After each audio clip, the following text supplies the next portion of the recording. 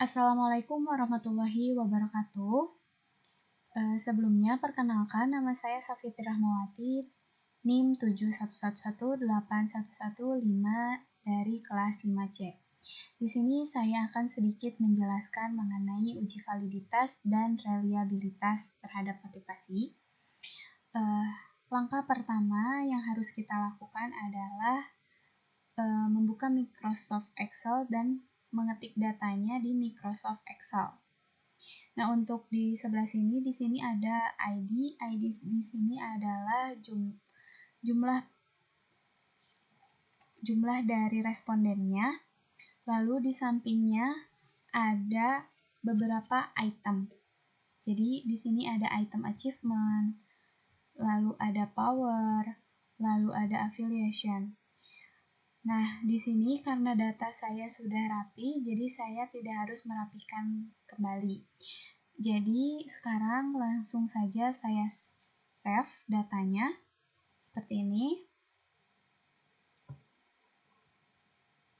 Di psikometri. Lalu, saya save-nya menggunakan tipe CSV, Delimatic karena saya menggunakan Windows. Kita save saja seperti ini.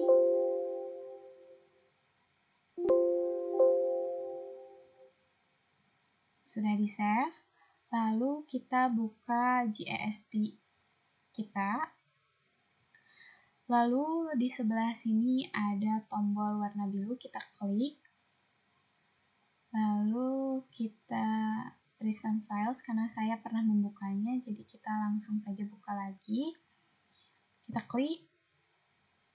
Nah, muncullah data seperti ini sama seperti di dalam Microsoft Excel tadi. Nah, karena untuk menguji reliabilitas, kita ubah skalanya menjadi scale terlebih dahulu. Kita ubah seperti ini.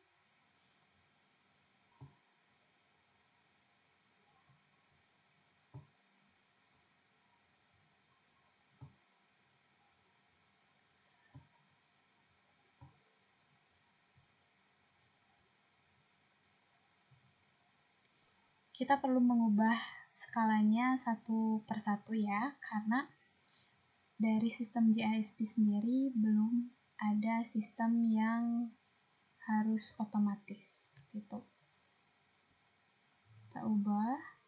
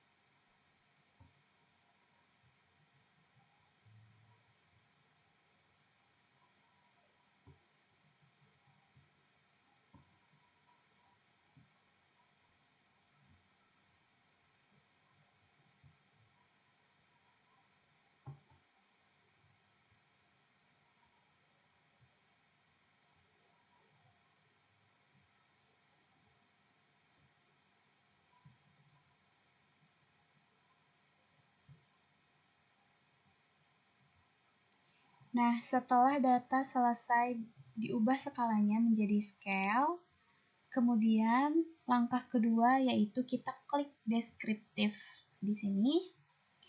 Lalu kita klik reliability analyze-nya.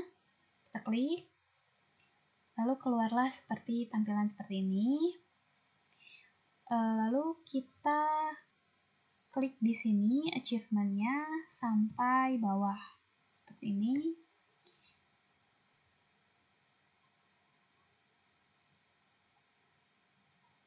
Lalu keluarlah hasil input seperti ini. 0,773.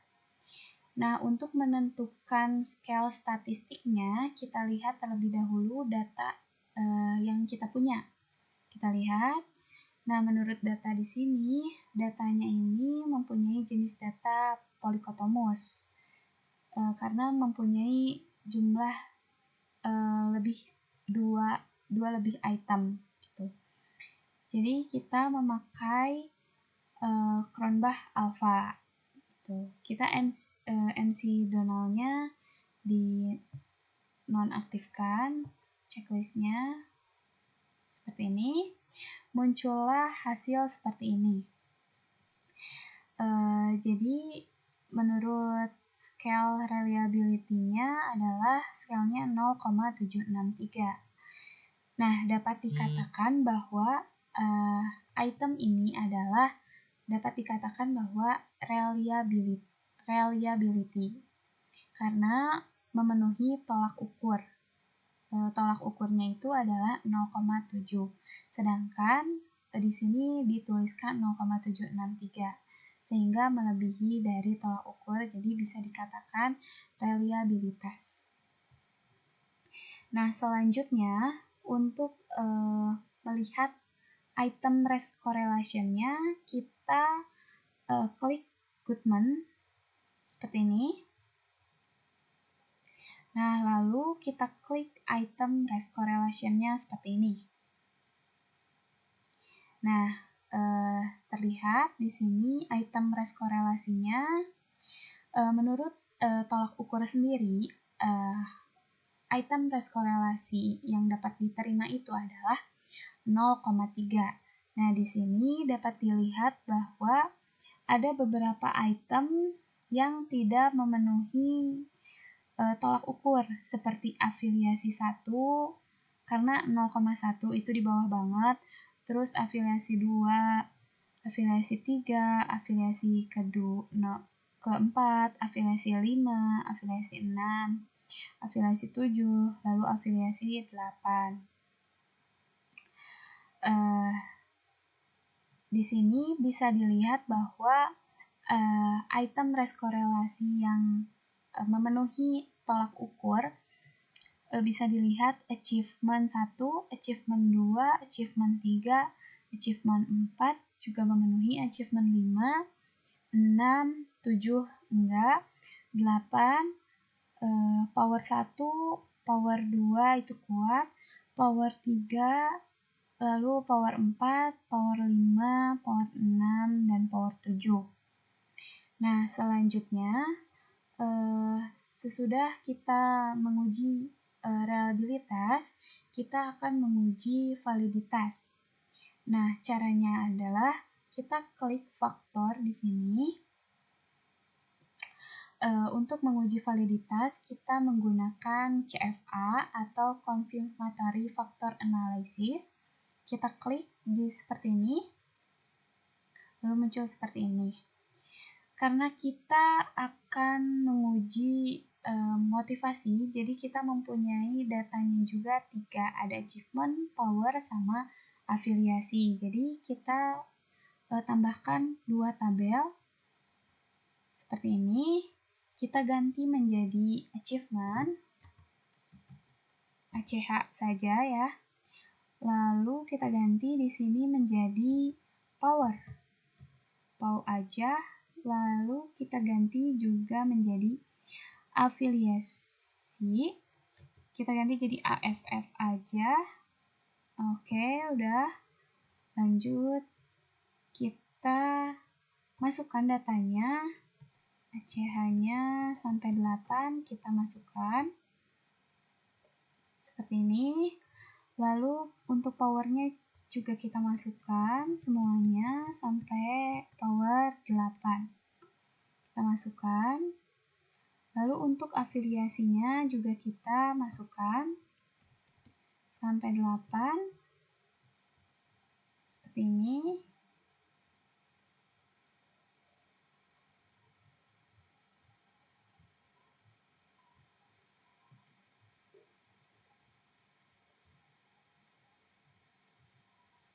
Nah, di sini sudah terlihat model fit chi-square testnya. P-value-nya mendapatkan kurang lebih dari 0,001. Jadi menyatakan bahwa data tersebut tidak fit karena kurang dari tolak ukur. Jadi kalau tolak ukur itu menyatakan bahwa 0,05, sedangkan ini 0,01, jadi tidak fit. Kita lihat untuk parameter lainnya, kita klik additional output di sini, kita klik seperti ini. Lalu di sini additional fit measure sama R square-nya. Nah, sudah terlihat hasilnya. Kita bisa lihat CFI-nya atau comparative fit index-nya. P-value-nya itu adalah 0,620 yang dinyatakan tidak fit atau tidak cocok karena CFI ini mempunyai tolak ukur 0,9. Jadi dalam data tersebut tidak fit atau tidak cocok. Lanjut untuk RMSA-nya, RMSEA-nya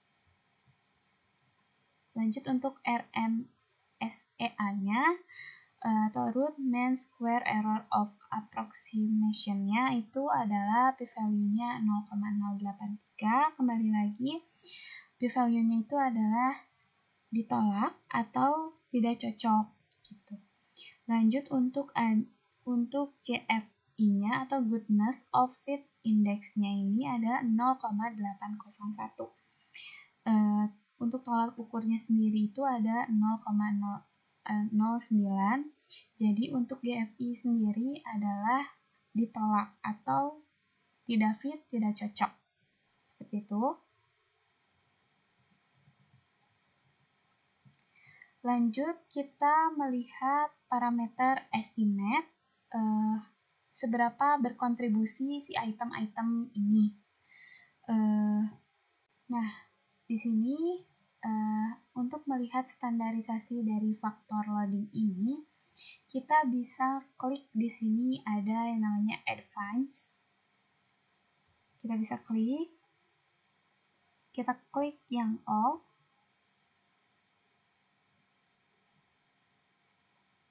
Nah, di sini sudah keluar hasilnya untuk standar estimate-nya. Untuk standar estimate sendiri, tolak ukurnya itu adalah 0,05. Jadi di sini bisa dikatakan bahwa ada beberapa item yang mempunyai kontribusi dan ada juga yang kurang mempunyai kontribusi gitu. Seperti terlihat pada item achievement di sini 0,49 itu kurang dari tolak ukur yang diharuskan. Di sini ada achievement 2 ini berkontribusi. Lalu achievement keempat ini juga itemnya berkontribusi. Achievement kelima juga itemnya berkontribusi, achievement keenam juga itemnya berkontribusi, lalu untuk achievement ke-8 juga itemnya berkontribusi, lalu untuk item power yang kedua di sini itemnya berkontribusi, power keempat itemnya berkontribusi, lalu di sini juga bisa dilihat bahwa ada beberapa item dari power mempunyai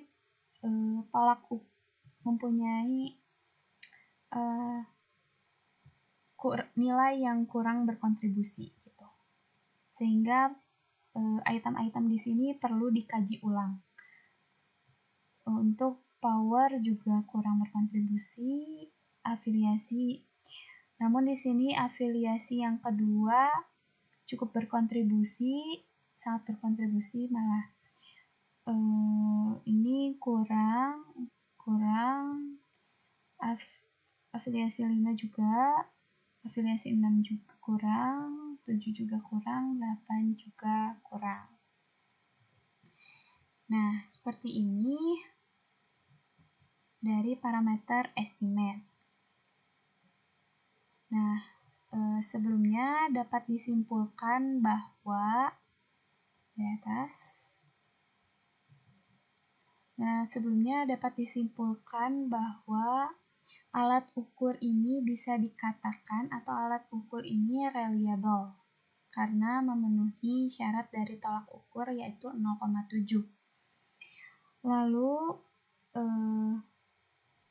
disimpulkan bahwa alat ukur ini dapat dikatakan reliable karena memenuhi tolak ukur dari reliable analysis yaitu 0,7.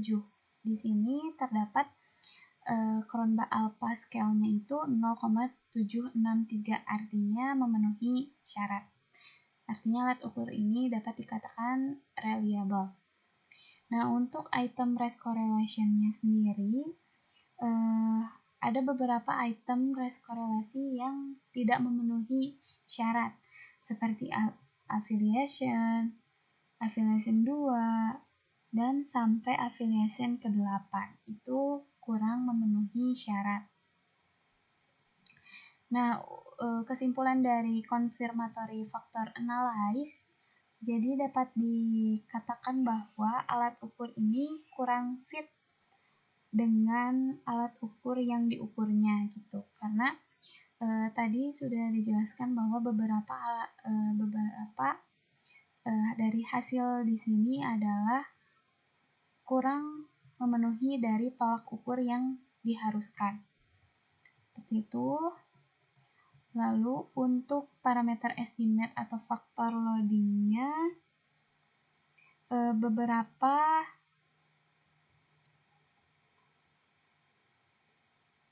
di sini beberapa item sudah berkontribusi dengan cukup baik, namun ada juga beberapa item yang perlu untuk dikaji ulang.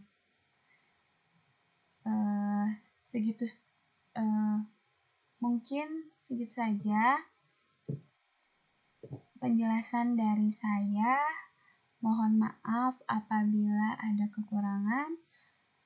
Wabillahi taufiq wal hidayah. Wassalamualaikum warahmatullahi wabarakatuh.